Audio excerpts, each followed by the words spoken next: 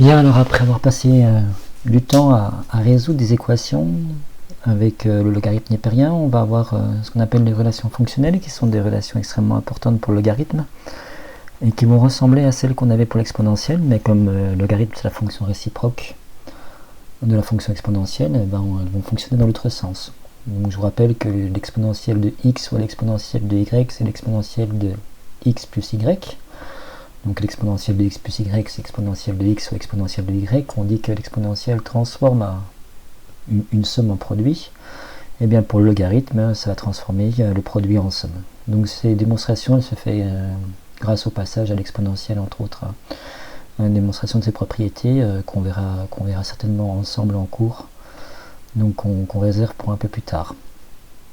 La première relation fonctionnelle, donc c'est celle-ci, et de celle-ci vont découler toutes les autres.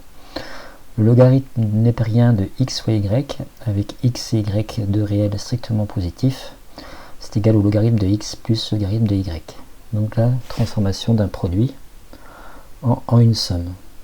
Une propriété caractéristique du logarithme népérien.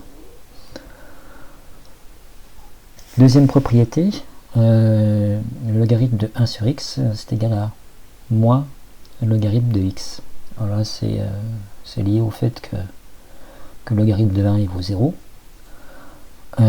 et que le logarithme donc de x sur x il vaut le logarithme de 1 il vaut 0, et si on décompose le logarithme de x sur x en logarithme de x plus le logarithme de 1 sur x, et bien on en déduit que le logarithme de x et le logarithme de 1 sur x sont deux nombres qui sont opposés. Donc le logarithme de 1 sur x c'est égal à moins ln de x. Troisième propriété, donc qui découle des deux premières, le logarithme de x sur y, c'est le logarithme de x moins le logarithme de y.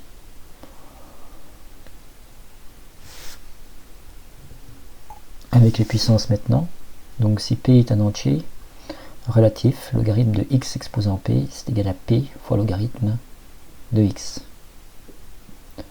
Alors ça marche même si p égale 0, puisque c'est le logarithme de x exposant 0, et ben c'est le logarithme de 1, donc ça fait 0. Et 0 fois le logarithme de x, ça fait 0 aussi. Et enfin, le logarithme de racine de x, c'est égal à 1,5 de ln de x. Alors là, on le fait aussi si vous calculez le logarithme de racine de x fois racine de x, qui est égal au logarithme de x, c'est égal aussi à 2 fois le logarithme de racine de x. D'où la déduction qu'on peut faire.